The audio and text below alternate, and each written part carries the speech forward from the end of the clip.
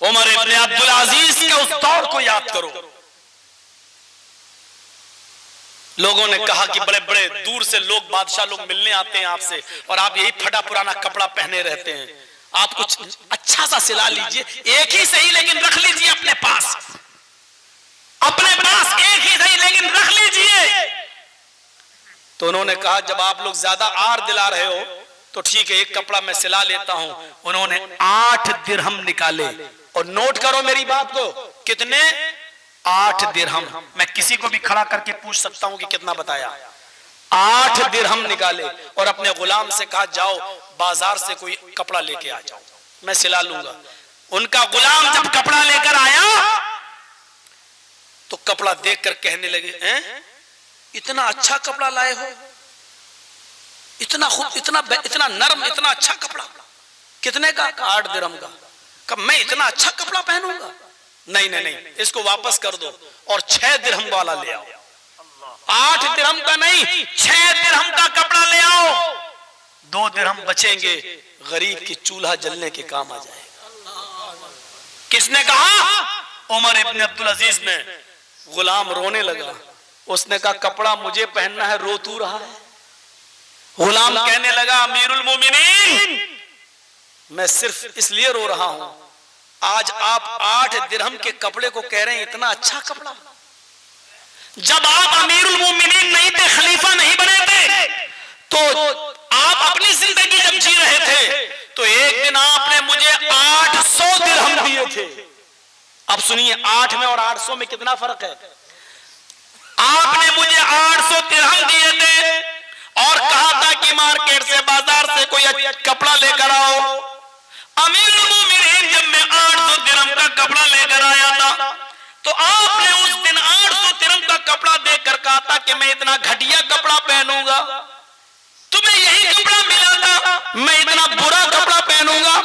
आपने वो कपड़ा मेरे मुंह पे मार दिया था और 200 दिरहम और देकर कहा था 1000 दिरहम वाला कपड़ा लेकर आओ।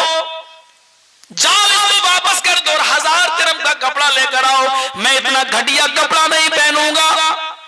कल तक आपको 800 दिरहम का कपड़ा घटिया लगता था, आज वो खलीफा बन गया, अमीरुल मोमिनीन बन गया, आज उसको 8 दिरहम का कपड़ा भी बढ़िया नजर आ रहा है, 8 दिरहम का कपड़ा भी उसको अच्छा लग रहा है और 6 दिरहम का कपड़ा पहनना चाहता है। अमीरुल मोमिनीन आप खलीफा बनने के बाद इस हद तक नीचे चले जाएंगे। सादगी में मुझे मालूम नहीं था, इससे तो बेहतर कपड़ा आप उस वक्त पहनते थे जब आप अमीरुल मोमिनीन नहीं थे।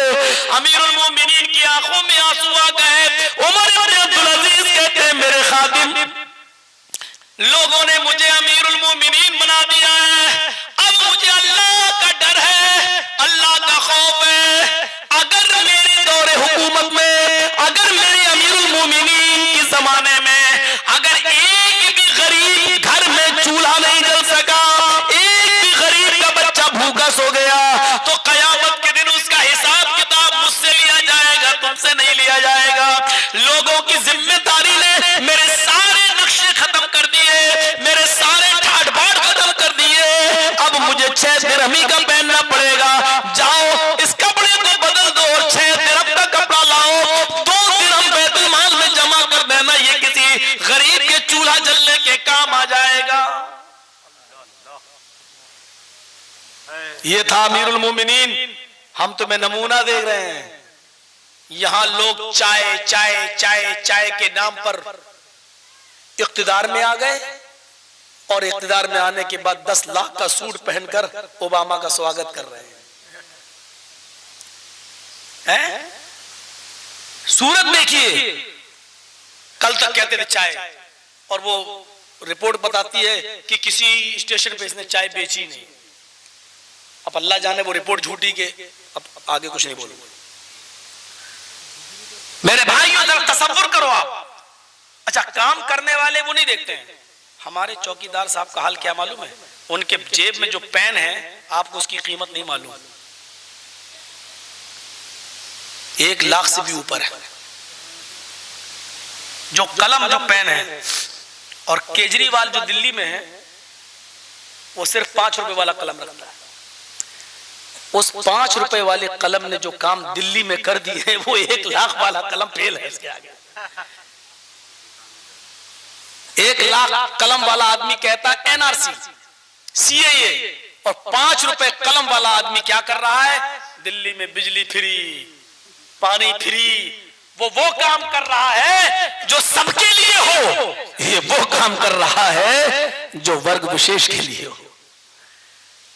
अब 1 लाख की ताकत देख लो और 5 रुपए वाली ताकत देख लो, तो क्यों डरते हो यार? कम हो तो क्या हुआ? जो काम कम लोग कर देते हैं वो ज्यादा वाले नहीं कर पाते हैं। 1 लाख कलम की ताकत और 5 रुपए कलम की ताकत, दोनों ताकतें देख लो और फिर फैसला कर लो।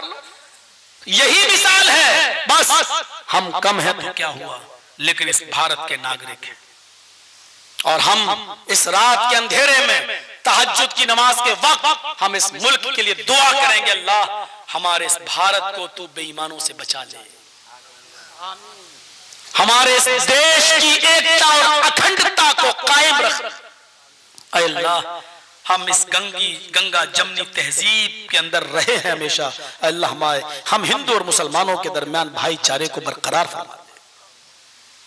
और जो हम हिंदू और मुसलमानों के बीच में, हम किसी का नाम नहीं ले रहे, मीडिया वाले बहुत उछाल देते हैं, हम किसी का नाम नहीं ले रहे हैं, जो भी हमारे हिंदू और मुसलमान भाइयों के भाईचारे में दरार पैदा करे और रुकावट पैदा करे, अल्लाह तू इसको इस दुनिया से मिटा दे और बर्बाद कर दे। हम जो भी कह रहे हैं, कल कहीं वीडियो में बना मत देना, मौलाना जर्जीस ने कहा मोदी को बर्बाद कर दे। ये लोग बहुत जल्दी फोटो बना देते हैं। हम किसी के लिए नहीं कह रहे हैं, हम ये कह रहे हैं कि अल्लाह जो भी हम हिंदू और मुसलमानों के दिलों में दरार पैदा करके हम आपस में भाई हैं, हमारे भाईचारे को खत्म करे, अल्लाह तू इसको इस सफे हस्ती से मिटा दे और कुत्ते की मौत दे, उसको बिस्तर पर रगड़ के मरे वो आदमी, अल्लाह उसको ऐसी मौत दे कि वो मौत भी मांगे तो घुट के उसको मौत आए, तड़प के मौत आए। जो हम हिंदू और मुसलमानों के दरमियान नफरत की दीवारें खड़ा करे, वो जो भी हो, चाहे हम ही क्यों ना हो, ये जो भी बहुत काम का है। जो इस जो भी को समझ गया वो सब कुछ समझ गया। मेरे भाइयों, इतनी बड़ी बात हमने कह दी आपके इलाके में।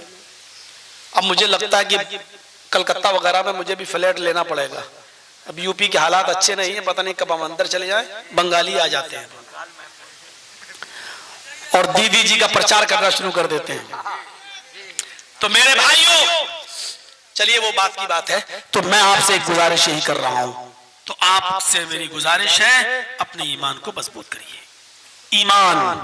नमाजों को पढ़िए और फिर दुआ मांगिए। आज हमारी दुआएं कबूल नहीं हो रही, आज हमारी नमाजें कबूल नहीं हो रही हैं, आज हमारी दुआएं कबूल नहीं हो रही हैं। नमाजों के बारे में तो अल्लाह बेहतर जाने किसकी होती किसकी नहीं। आज हमारी दुआएं कबूल नहीं हो रही है। क्यों? आज हमने अक्ल हलाल छोड़ दिया है, आज हमने हराम की तरफ नजरें दौड़ाना शुरू कर दी है। माल आए, कहीं से भी आए, कैसा भी आए, इतना याद रखिए कि इन्नल्लाह तय्यबुन व यक़बलु तय्यब, अल्लाह पाक है और पाक चीज को पसंद करता है। हम चाहे एक ही लुक़मा हराम का खाते हैं, फिर दुआ मांगेंगे तो अल्लाह कबूल नहीं करेगा। हमें अपने रिज़्क़ को हलाल करना चाहिए, फिर नमाज़ें पढ़िए। या अय्युहल्लज़ीना आमनुस्तईनू बिस्सब्रि वस्सलाह, ईमान वालों सब्र और नमाज के जरिए अल्लाह से मदद मांगो। मुसलमानों, सब्र करना भी सीखो। हम नहीं कह रहे हैं जिहाद अभी ऑप्शन नहीं है। हम नहीं कह रहे हैं जिहाद अभी ऑप्शन नहीं है।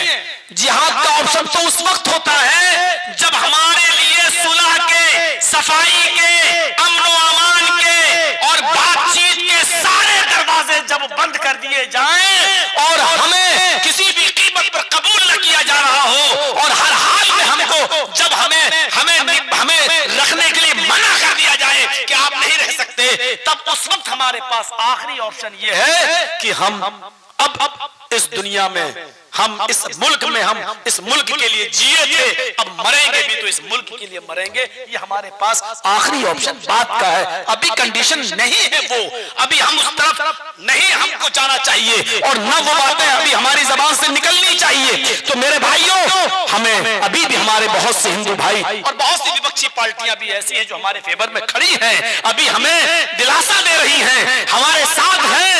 और सबसे बड़ी ताकत वो है अल्लाह की, हमें उसकी जात पर भरोसा। वअलल्लाहि फलियतवक्कलिल मोमिनून, मोमिन तो वो हैं जो सिर्फ अल्लाह ही की जात पर भरोसा करते हैं, अल्लाह ही की जात पर। लेकिन याद रखिए, हम दूसरों को तो बहुत गाली दे रहे हैं, मौलाना जर्जीस दूसरों के बारे में तो बहुत बुरा बोल रहे हैं, लेकिन ये जो बिल पास हुआ है, आपको मालूम है, ये दूसरों की वजह से नहीं, इसमें हमारे भी 14 लोग गद्दार हैं।